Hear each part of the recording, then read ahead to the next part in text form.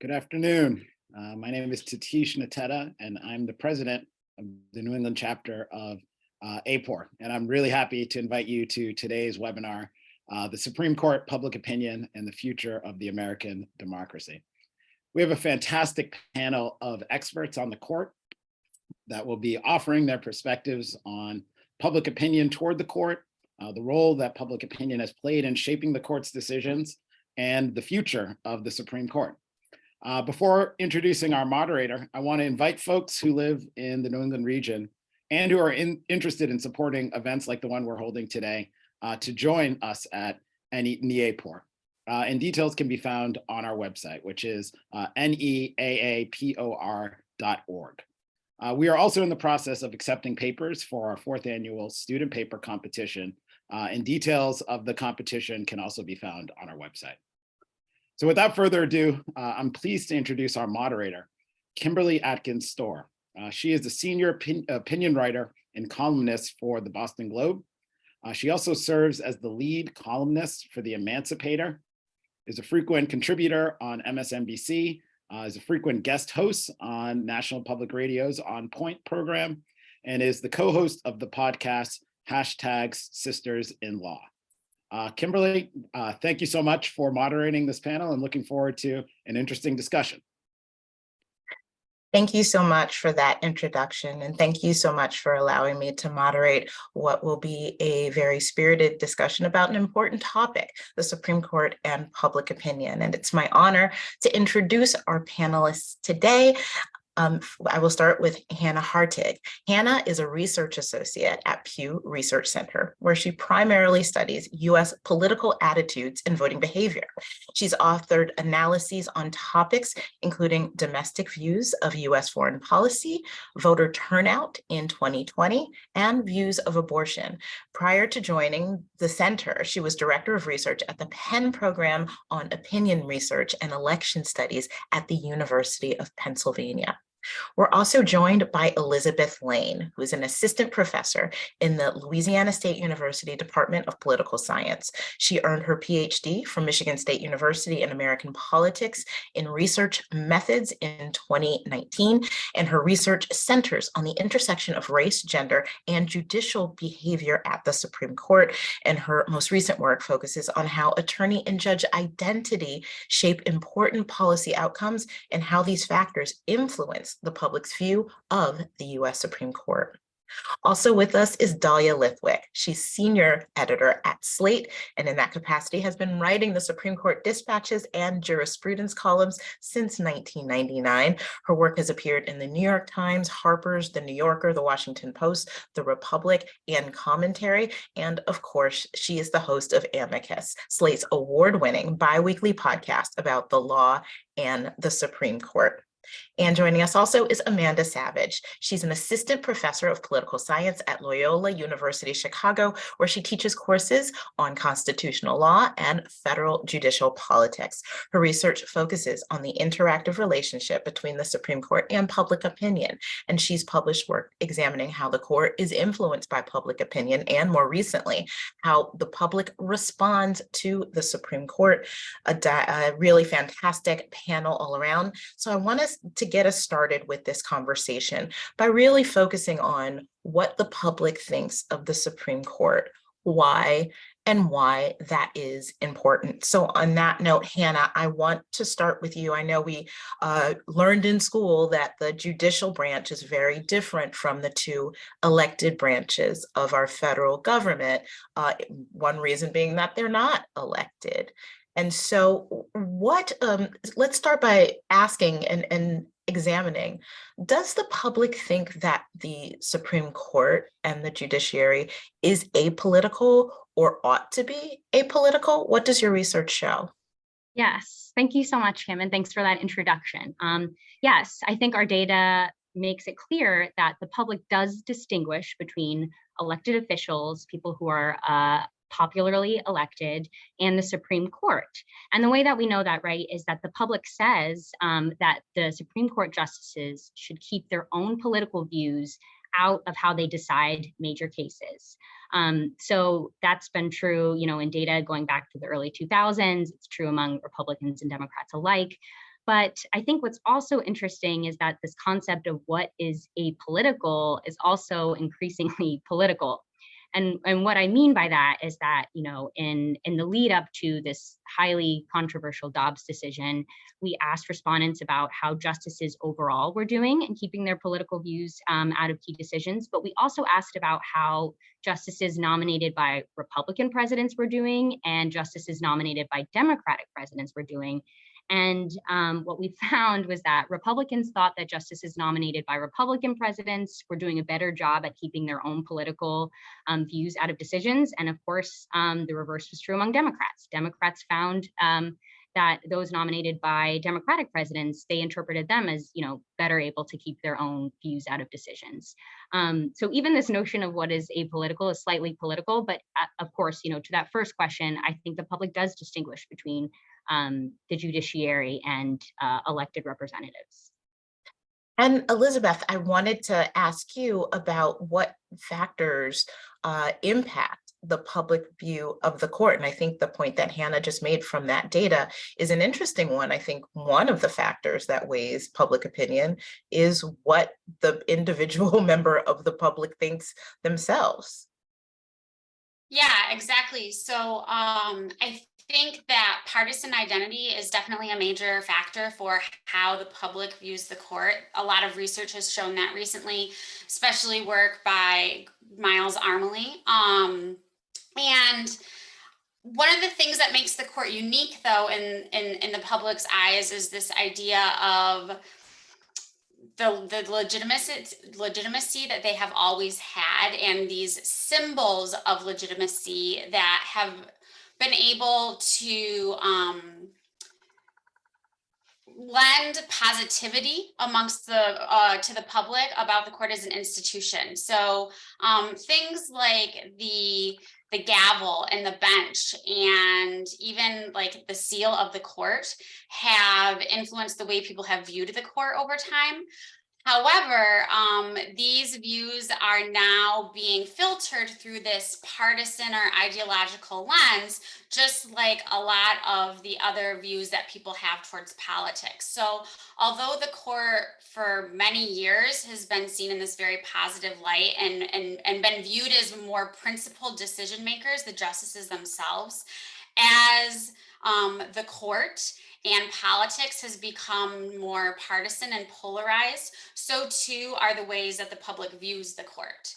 And so one of the main factors, though, in addition to considering partisanship, is how closely people pay attention to the court and their decisions, because obviously someone who's more tuned in to what the court is doing is going to be able to make a more informed decision, and some recent work shows exactly that. Yeah, and I want to just go back to Hannah for a moment on that point. And Hannah, we had a question from our audience members. I also want to say thank you to our participants who submitted questions ahead of time. I've put some of those in the questions that I have here for our audience. Also, if you'd like to ask a question now, you can put it in the Q&A function. That is enabled for you. The chat feature is not, but if you put it in the Q&A, we will answer as many questions as we can at the end of the event. But one question we already got from the audience, Hannah, is to what extent, if any, is the public's attitude toward the Supreme Court a lagging or leading indicator of Americans' view of the justice system overall, or about institutions in general? In other words, does the view of the court change along with the change in the views of government as a whole or the judiciary as a whole? Yeah, so I think that's a really interesting question. And I guess I would think about it in a couple different ways. One is that I think a lot of what the public is doing is reacting to these high profile cases. And a lot of times how they feel about the court overall is sort of filtered through, the most recent high profile case. There are a lot of cases that the judiciary weighs in on that honestly the public is not paying all that much attention to. it's easy to sort of think otherwise in the environment immediately following a major decision like Dobbs. But there's a sizable share of the public that can't even tell you how many justices sit on the court. So that's just another data point to suggest the public at large is not following every single decision super closely. But we know that, again, public and partisans are both reacting to high profile decisions. And the views of the court today, for example, are at a 35-year low. A record high share of adults say they have an unfavorable view of the court. We know that isn't new, right? This high reactivity to these cases. 2015 was another very recent example of that, when you had the Supreme Court upholding key provisions of the Affordable Care Act, when you had them weighing in on same-sex marriage. And at that time, Republicans had a significantly lower view of the court then than they do today. And so I guess another way that I would think about this question is that thinking long-term at the trajectory of public opinion, negative views usually attenuate over time, meaning views of the Supreme Court tend to rebound and recover.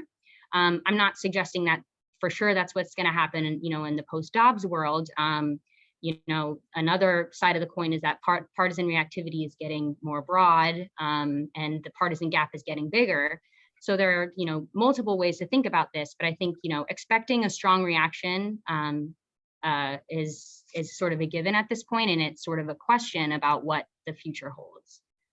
So there's a lot of impact of the public's opinion of the court. It impacts the legitimacy of the institution. It impacts how they think about the government as a whole, and it could impact the court itself. And I want to ask Dalia and Amanda a little bit about that. Of course, we don't know for sure whether, if at all, public opinion impacts how the justices do their job. But we do know from their own words that they've been thinking about it. For example, Justice Sonia Sotomayor, during oral arguments in Dobbs, very famously warned about whether the court would be able to rid itself of, quote, the stench of politicization if they overturn Roe v. Wade. But at the same time, in a speech at ACS, she said she believed that the public's faith in the court could be restored. You also had Justice Alito scoffing at the public criticism of the Dobbs decision in a speech.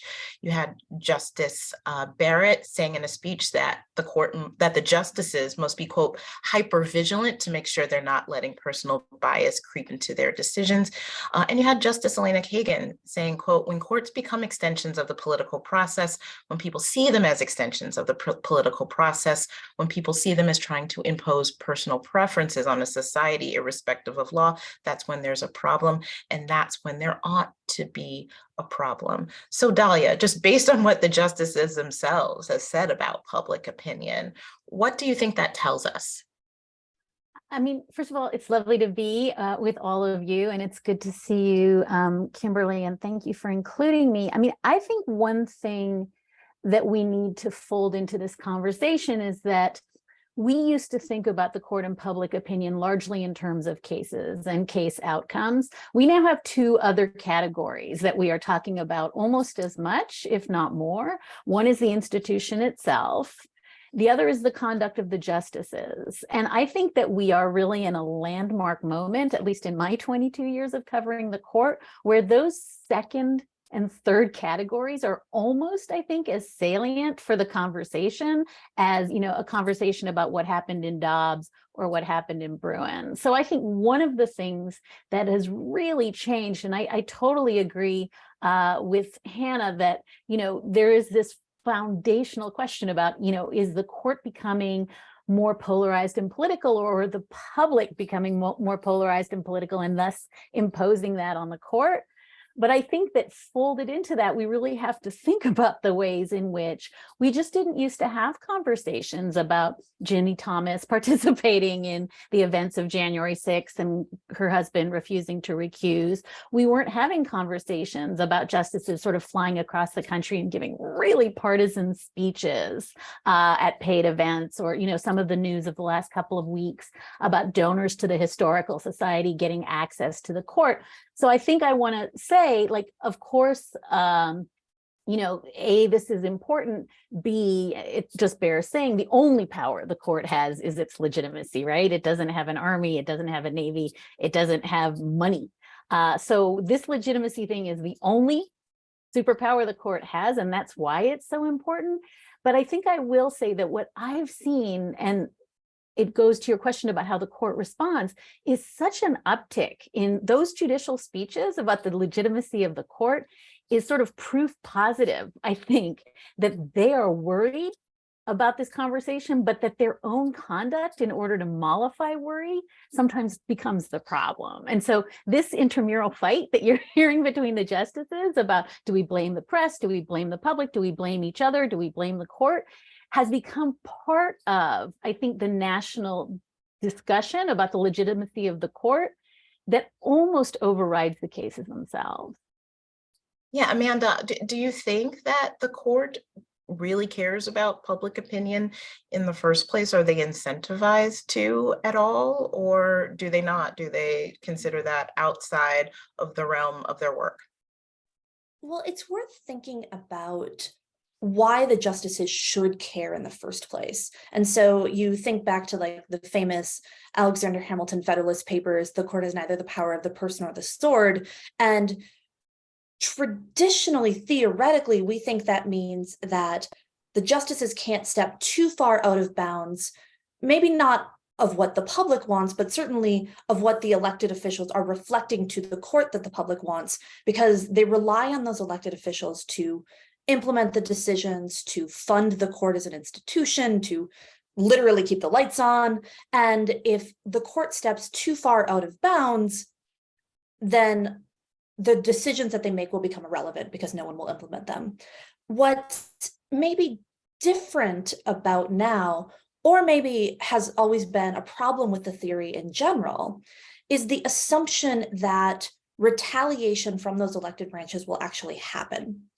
And I think that the court is defended a little bit right now from how partisan and how polarized both the nation and the elected institutions are. So the court only has to be scared of elected officials if the elected officials can all get on the same page and decide to punish the court or decide to overturn the cases. But for instance, Dobbs is, I don't even think it's arguably, it is the single greatest impact we've seen on the court's institutional legitimacy, certainly since the 1930s. Jim Gibson, who's kind of the grandfather of public opinion on the court research, has a working paper right now where even he says, this decision is fundamentally different.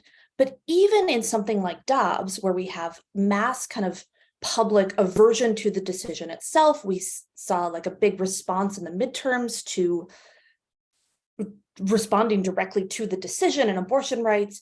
You still haven't seen Congress pass or even really act on legislation trying to reverse it. And I think that the court, especially if we see the justices as more ideological and more incentivized by ideological wins, takes a signal from that and says, if they can't respond even to this massive decisions, kind of what else could we get away with? And I think that it's worth noting kind of what would incentivize them in the first place to really ask whether or not they care, or they're just pretending to care.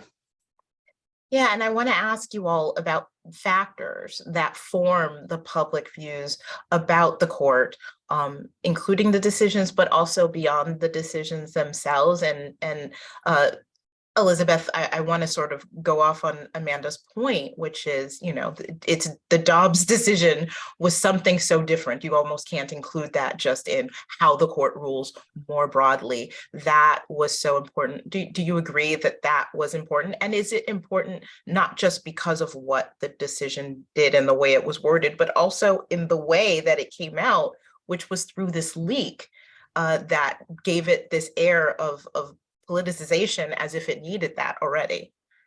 Yeah, I think like going back to what Amanda said, the working paper by Jim Gibson that she cited, it says that, like, you know, we thought Bush v. Gore was like kind of the end all be all at that point of this like politicization of the court. And in the long run, that didn't really play out. As Hannah mentioned, you know, feelings towards the court are kind of rebounded, right? And he's saying, no, like there is something fundamentally different about Dobbs. And I think something that's worth mentioning is that, as Amanda said, like Congress needs to get on the same page if they want to punish the court, but also that Congress has allowed presidents to put more polarized, less ideologically balanced members on the bench, right? So ever since Congress went nuclear, or they got rid of this power to filibuster Supreme Court nominees, right? Supreme Court nominees could be confirmed with a simple majority. And so I think it's really important to also consider, not just the decisions that they're making and seeing that they're able to get away with these decisions, like as Amanda referenced, without any kind of fear of retribution from Congress, since they're really the ones who would be giving the kind of proverbial slap on the wrist, but also that they've known from the beginning that they can get away with being a bit more partisan and more polarized or politicized because of just the way that they were confirmed, right? And I do think that the way that Dobbs came out with this leak was kind of for me, at least personally, like a just kind of a shock wave, right? I had to teach. I was planning on teaching the Tuesday after the opinion leaked, Roe, Casey, and Hellerstedt. Obviously, that kind of changed, and we had just a whole discussion on what was happening, especially in Louisiana, where during the 2020 election, the state passed a constitutional amendment saying that there's no constitutional right to abortion, and that there had been a trigger law since 2006. And so now the closest state where a woman can obtain an abortion is Illinois. And so I think it's just a lot of hypocrisy also that my students pointed out. I remember from that discussion. And well, Dr. Lane, you told us that the point of the court was to make the law the same, right? To unify the law for the whole country. And now they're undoing that, right? To make it so that a woman's rights in each state is different, just depending on where she lives geographically or where she was born. And so how is that keeping with everything that we've learned about the court this semester? And so I think, the leak at that time seemed unprecedented, right? And it wasn't really something that we had talked about since, like the Brethren, from what I can remember. In the 1970s, when Berger kind of did his, he gave a talking to of the clerks, right? And now it's like, well, really, are these leaks not that maybe we, just the general public or even court nerds, don't hear about them, given that this, and I'll call it an investigation, it was really like a Q&A with Alito of, did you give this information to this woman of the Historical Society about the Hobby Lobby decision? But yeah, I think the way that Dobbs came out made it worse. And I think, there are a lot of theories as to who leaked it, and I won't get into those. But I think that we need to consider, is the Supreme Court even upholding what it says its duties are, right? Yeah. As far as unifying law in the country. So Delia, I want to ask you, sort of playing off of that, we both covered the court for a very long time, and I want to talk about how what the justices do themselves affect public opinion. It seems like years ago, even, the discomfort with some of the actions of the court involved whether or not they would always recuse from the case, that they, might have some personal or financial interest in, or whether it was wise, for example, for conservative justices to speak at the Federalist Society or liberal justices to speak at the American Constitutional Society, since both of those groups are ideological, and it sort of gives this imprimatur of the court from it.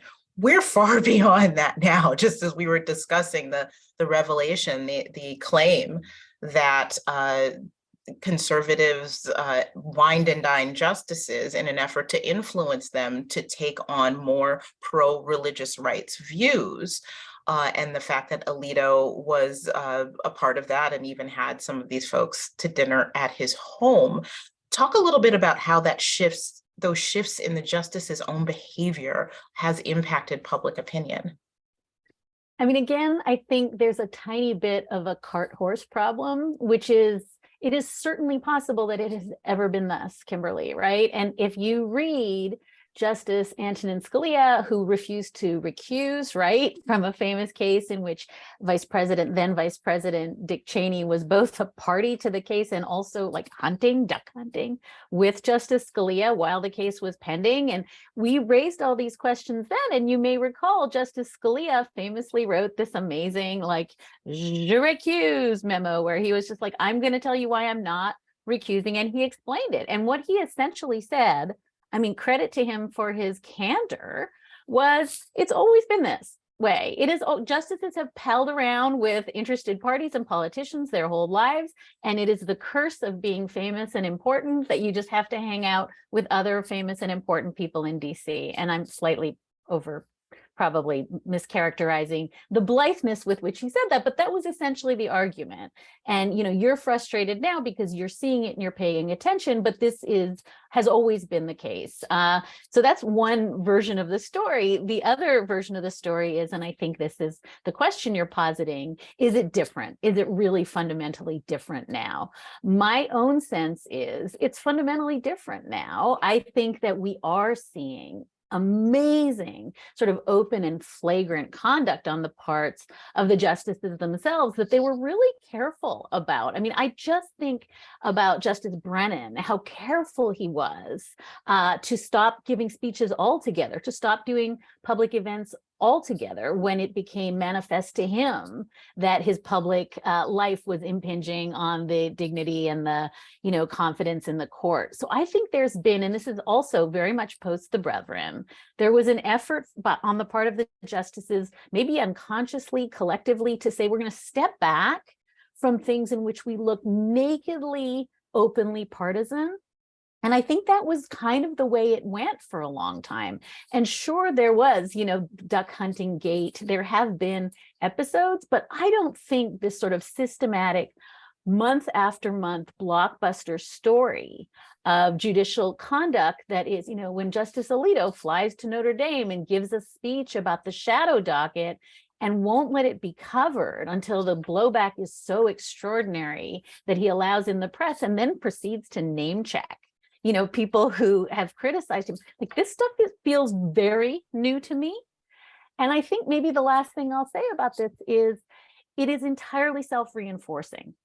So that my sense is, as confirmation hearings have gotten more partisan and acrimonious, justices become more partisan and acrimonious. Justice Alito feels he was wronged at his hearing, famously Justice Thomas, Justice Kavanaugh. That is helping their conduct be more and more in their heads justifiable. And so I think we're almost dealing with two problems. One is what I would say is really flagrant lack of concern for appearances. And let's remember, that's the lodestar of the judicial ethics rules, is the appearance of impropriety, not actual impropriety. But also, I think this almost completely self-reinforcing cycle where criticism allows justices to behave more and more flagrantly in political ways. And what about praise, Amanda? I mean, it's not just criticism. One question I had is this influenced by the celebrity justice? And I'm thinking that the best example of that, of course, was notorious RBG, who had this larger than life persona, was treated as a superhero. And even she herself on occasion said that prevented her from being more circumspect perhaps than she should have been, particularly around the 2016 election. Now you see Justice Alito going around not just the country, but the world after the Dobbs decision, giving speeches. Do you think this celebrity justice syndrome is a part of this? I absolutely do. And I also think it's worth asking who the justices think their audience is. And I think that that has shifted fundamentally. So when the justices in the 1970s are responding to this kind of big airing of the dirty laundry by Woodward and Armstrong and the Brethren, they shut the doors. They see the audience as the country, they see the audience as Washington elites, and they see the audience as kind of people are looking at us and they shouldn't be. Now, as we have the celebrity justice, it's worth talking about who they're celebrities to. So the notorious RBG gets this army of 20 to 70-year-old liberal women. And when 20 to 70-year-old liberal women are rallying around you and you are already a liberal woman, it encourages, I don't want to say catering to that audience, but catering to that audience, that these are the people who support me. In the same way, the Washington elites and the conservative partisans that are now rallying around Alito are not, they're a very specific subset of the population, and they have a very specific agenda. And so if Alito sees his audience as that group, and John Roberts sees his audience as everywhere from the media to the Nation Now to someone who's going to write his history book one day, then they have very different incentives, and they're going to respond very differently to those incentives. I think it's also worth noting the difference between justices' reactions to kind of bad press, I guess I would call it, in the before times, and now, isn't limited to what they do off the bench. So what we've seen in the research on public opinion is that in kind of preparation for, oh, we've made these decisions, they're going to be unpopular, our legitimacy might take a hit, that the term immediately following those decisions, the court kind of takes a step back. The court has entire discretion over its own docket. They decide which cases they're going to decide and when. And so they have kind of these landmark decisions where they issue a couple of really unpopular decisions, and then they take a year or two and they do really boring things for a while. That was not this court's reaction to arguably like the kind of most earth-shattering decision that they could have issued. The court this morning is hearing a really controversial case on the First Amendment and LGBT rights. The court last week granted President Biden's student loan forgiveness policy. This term, maybe it's a little less sexy, but it is arguably as earth-shattering as last term could have been. And we don't see the court taking a step back, either personally in kind of the speeches that they're giving, nor do we see them taking a step back on the bench. And I think that that's really different. Yeah, and I want to, before I move on to talk about the future of the court and what, if anything, can change the way the public perceives the court, I want to talk a little more about what we know about what is impacting public opinion now. Hannah, based on the research and the data from Pew, do we know, is it granular enough to dig in on what exactly is influencing public opinion? Is it the decisions themselves? Is it things like the way the decisions came out, for example, the Dobbs leak? Is it the way that the justices speak? Do we know what factors weigh in on the opinion that the public has? Yeah, I think that's a great question. And some of the answers we don't know for sure, right? We do know that public reaction to cases influences other measures of the court. For example, whether the court has too much power or the right amount of power or too little power, which, very few adults say they have too little power these days. It also informs how they feel about the ideological balance of the court. And then so outside of how they view the court and what factors influence their views of the court, I would go back to talking about the sort of broader political environment that we're in. And it's not new in some ways, as Dahlia mentioned, it's super polarized, it's highly partisan, that's not new. The thing that I think makes this particular, these last few years a little different is that increasingly someone's ideology is linked with their partisanship. in a way that it wasn't necessarily in the 60s, 70s, and 80s. Other factors are influencing your partisan identity and reinforcing it and strengthening it. Things like religiosity, your gender, your age, or informing your partisanship. So we're creating this sort of environment where their stakes are incredibly high. And the Supreme Court is, weighing in on decisions that seem to benefit one of those sides, one ideology over another.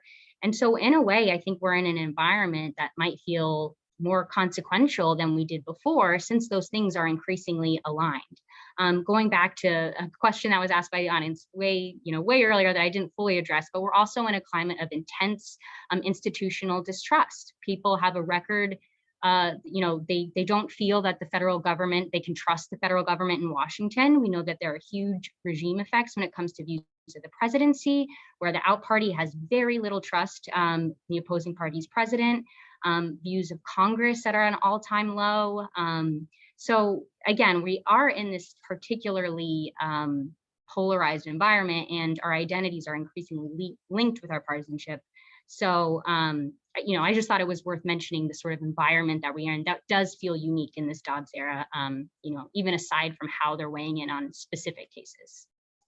So I want to move now to the second part of our discussion, which is what the future could hold. What does this mean? And could there be changes in the way the court is run or the way the justices conduct their business themselves that could change public opinion? And I want to start with a reminder that we had a presidential commission that considered potential reforms to the Supreme Court, and that came out of the 2020 election, where voters were expressing, some voters were expressing discontent with the Supreme Court. This was before Dobbs. This was based on the fact that there were 3 justices that were nominated and installed onto the court by former President Donald Trump with the aid of conservative groups like the Federalist Society. And there was a fear that this was over politicizing the court and that there needed to be some sort of response to that. So Elizabeth, there are a lot of ways that the court can change in order to try to restore faith in it. Do you think that institutional reform is the way, before we even talk about the different ways it can be reformed, do you think that institutional reform is the way to restore public faith in the court?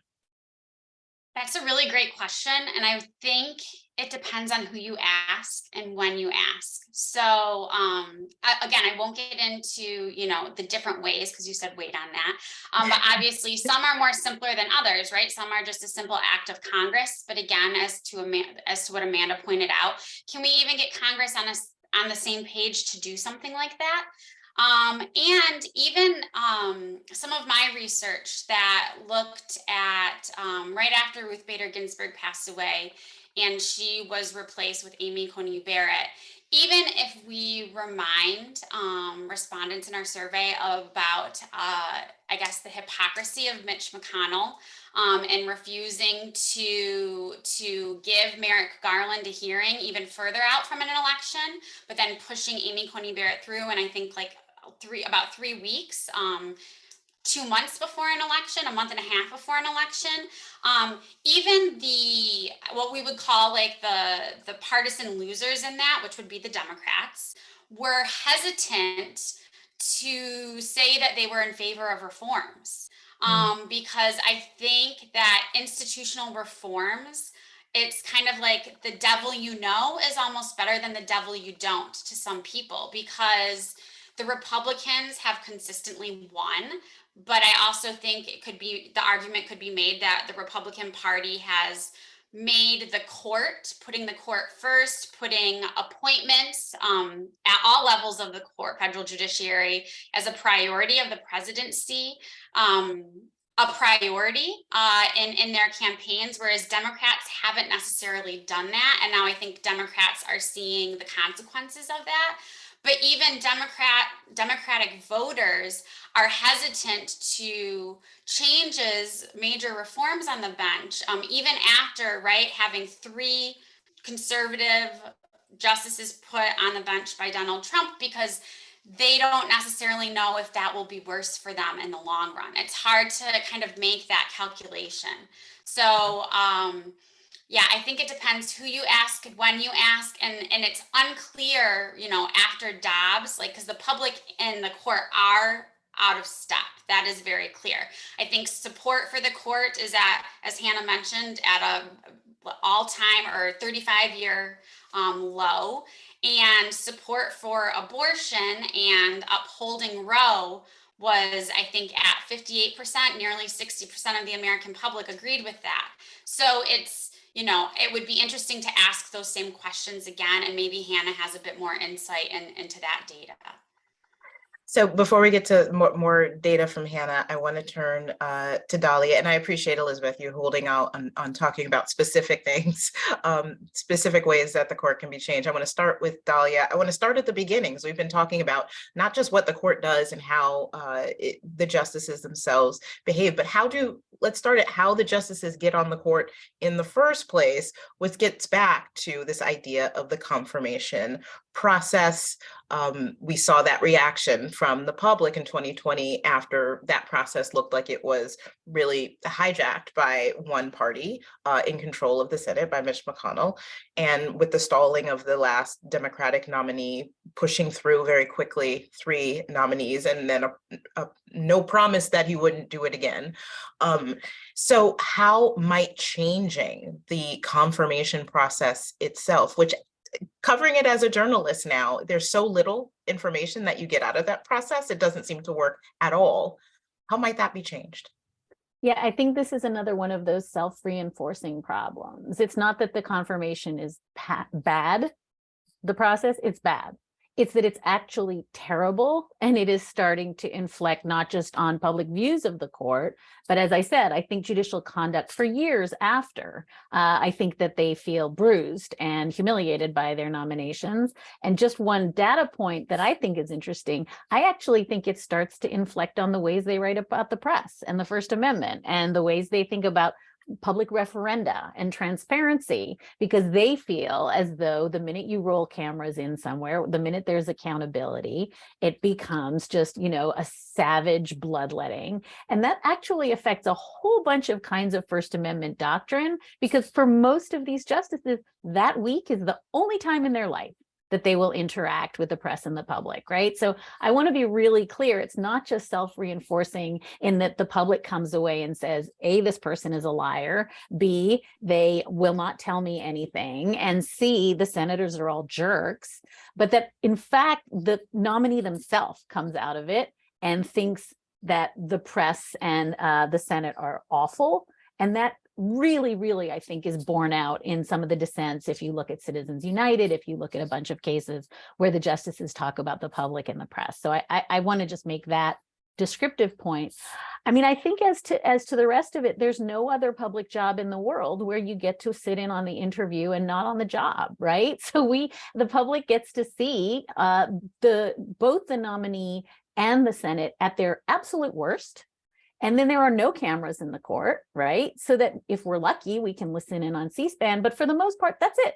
And that is sealed in amber forever. So I think category error, having the press and public and a C-SPAN gavel-to-gavel coverage of the worst part of your job, which is your interview, and then no coverage of the entire rest of your career, right? So that is one thing I think has been catastrophic.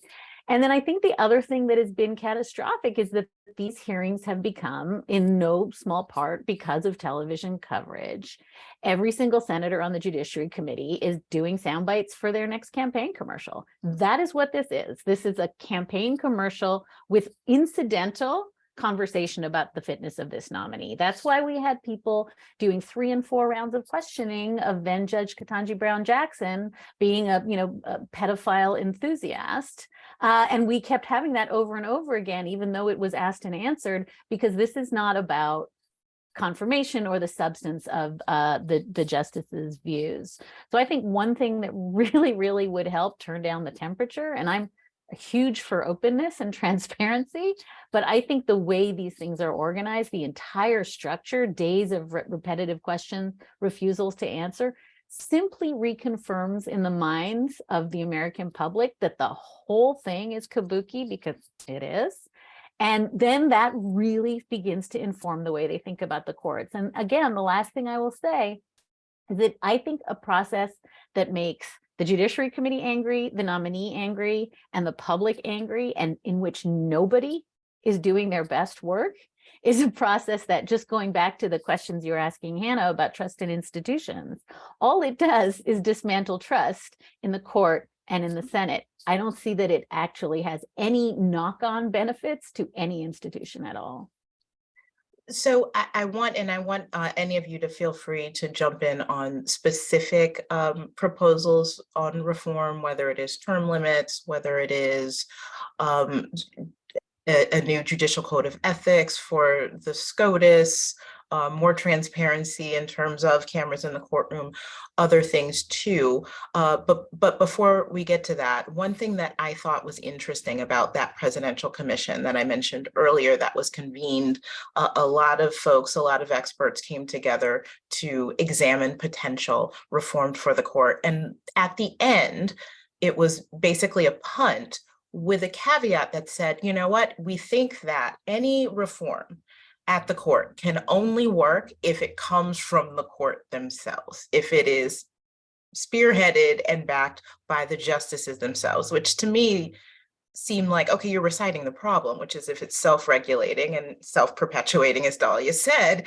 you're just saying that should continue. So I want to turn to Amanda on that. Does the change have to come from the court for it to be accepted by the court and by the public?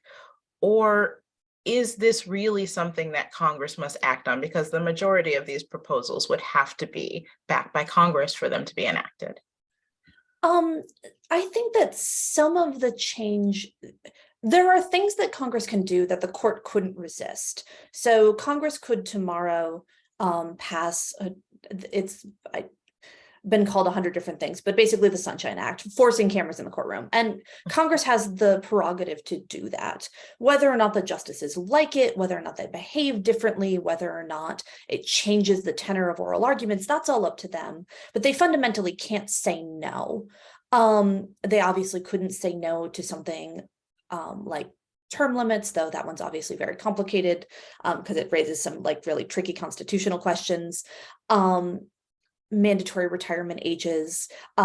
Ironically, all of those tricky constitutional questions ultimately would end up in the Supreme Court, and so they will be the deciders of their own fate there.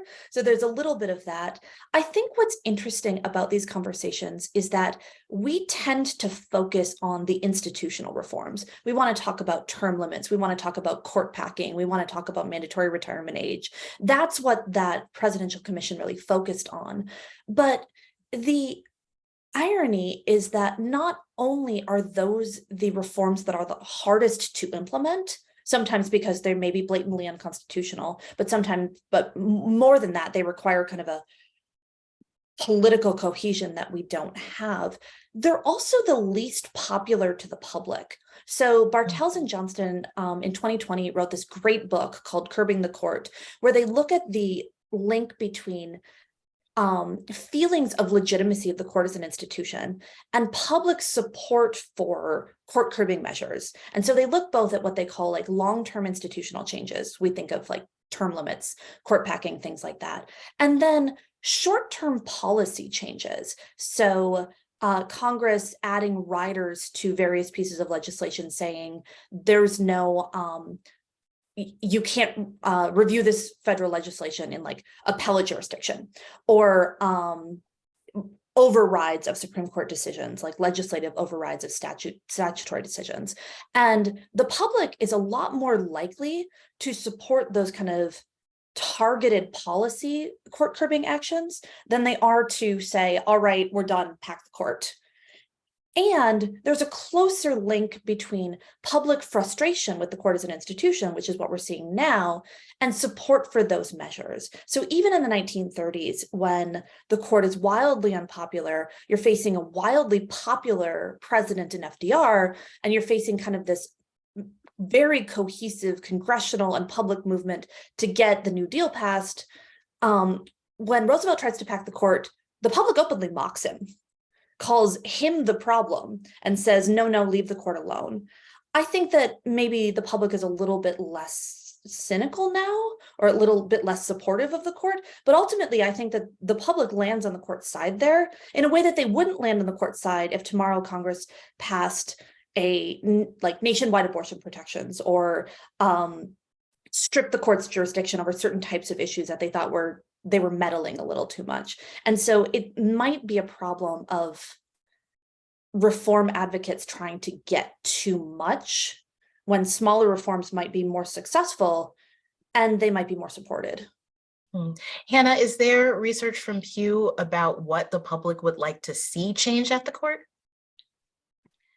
We don't have data asking about specific reforms or things that they might want to change, right? It goes back to a little bit of my point earlier about sort of low levels of general interest in the court, in a normal period of time, in absence of sort of these major decisions.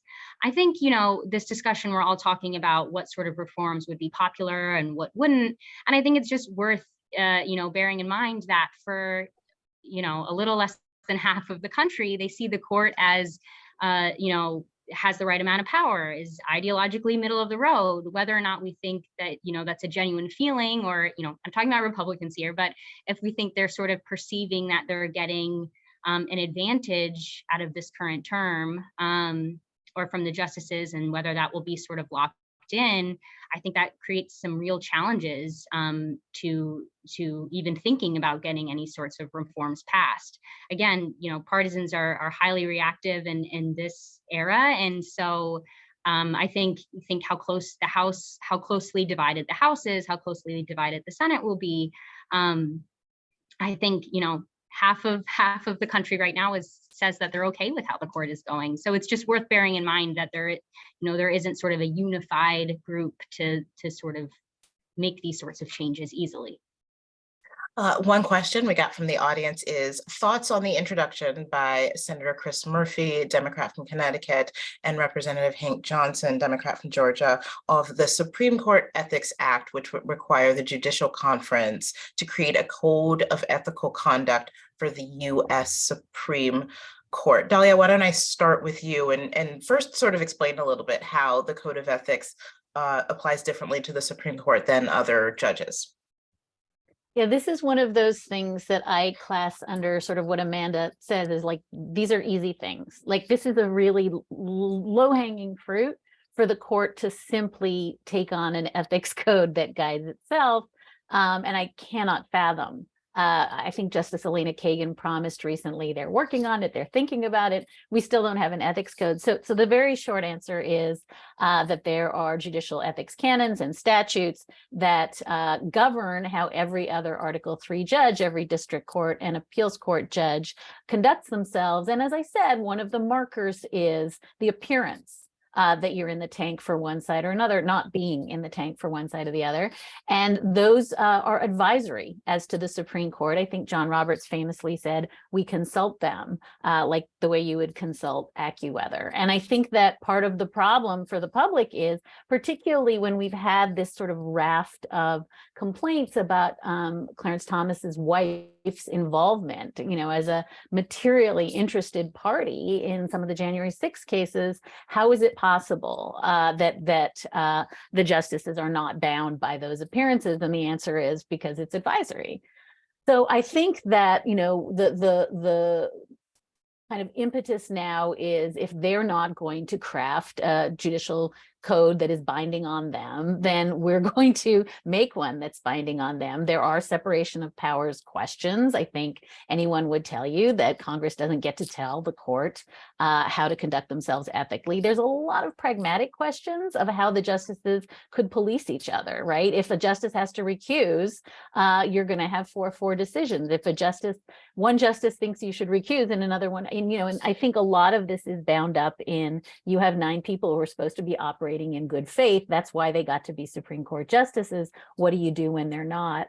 Maybe just the last thing I'll say about this is that part of the reason this is a little bit of a heartbreaker for me is because the justices could just behave ethically, right? Like, if they simply did the thing that the canons require, which is be transparent, explain their recusals, be really open about recusing if there's a family member, financial interest. Like, this is all fixable without, externally enforced set of judicial rules. The problem is that in arguing against them and also violating them, we're seeing, sort of, I think, increased judicial misconduct. So it is a genuine intractable problem, I think, in some sense, to impose extrinsically these rules on the justices. But I think that for, the sadder thing to me is that this is an easy fix. If you just had justices not behaving in like openly, partisan and self-interested ways, this whole problem goes away. And a follow-up question that Dahlia's comment brings to mind for me, and I want to open it up to any of you who want to talk about this, is the one person we haven't talked about yet is Chief Justice John Roberts. And for years, we have heard him say, we have heard other people, including me, say how important the reputation of the court as an institution is to him. And we call it the Roberts Court, but is this still the Roberts Court in that sense? Meaning, does he have the ability to sort of, if not issue some sort of formal rule, to say or to lead by example and say, look, this is how this court is going to operate from here on in. It's really important for this institution. Is that something that's possible? Anyone want to weigh in on that? Jump in. I'll just very quickly say I actually had this fight with Senator Sheldon Whitehouse on my podcast last week, because I think there is a tendency to say, look, if the Chief Justice can order an investigation of the leak, he clearly has powers beyond merely ministerial powers to enforce certain behaviors. My feeling has always been, and I'm curious what other folks think, the Chief Justice's powers are pretty limited to ministerial functions, and he's not the boss of his colleagues. He doesn't get to swan into Clarence Thomas's office or swan into Sonia Sotomayor's office and tell her what to do. So I have to say that I am not sure what the line is, but I do think that people making claims that John Roberts can solve the Clarence Thomas recusal problem tomorrow strikes me as a little bit of an overstatement. Well, Yes. Oh, sorry, Amanda. I was just going to say, especially because Roberts no longer has the votes on the court. So if this was and not even an ideological 5-4 court, but like a court that valued certain things in a 5-4 direction, then Roberts could come in with internal rules and say, here's my platform, here's what I want to change, let's vote on it. But I don't think that Roberts has the votes, even internally, to make some of those changes. And to Dahlia's point, the Chief Justice sees his role traditionally as first among equals. And so at the point at which he's going to try to implement any of these decisions, he can only do so as the agenda setter. He can only bring it to his colleagues and say, this is what I would like to do. Do you agree? And he doesn't have the authority to implement kind of static rules. And when Chief Justices have tried to overstep that authority, I'm thinking mostly of Warren Burger, the justices have not only rejected the actions that he tries to take, they reject the Chief Justice, and he loses kind of the internal support of the court when they try to step too far. So I don't think Roberts has that power. Yeah, Elizabeth? I was going to agree with Amanda and Dahlia and say that first and foremost, the Chief Justice is first among equals, right? He has some agenda setting ability and obviously, that power to determine who writes the opinion should he be in the majority. And I don't even know if we could call the Roberts Court as him being in charge, like in most of his tenure, right? Because before the court had this dramatic shift, I would argue that it was the Kennedy Court and not the Roberts Court, right? And I think there are books that do as much. And I think we tried to see Roberts, I don't know if we want to say leading by example in a sense, knowing like he voted for the state of Texas, for example, in the Hellerstedt case. And then when June Medical came up, right, he followed precedent there and voted against the state of Louisiana. But he doesn't have the votes anymore. And so the other thing too, like Amanda mentioned, is Burger was rejected, and like at a point, like they mutinied against him, right? Like we know that in that Nixon opinion, they went behind his back and they wrote their own opinion. And so Roberts can't risk losing the court in that way, because again, it's a collegial game, as is famously put in judicial politics literature. And these people are our colleagues for life.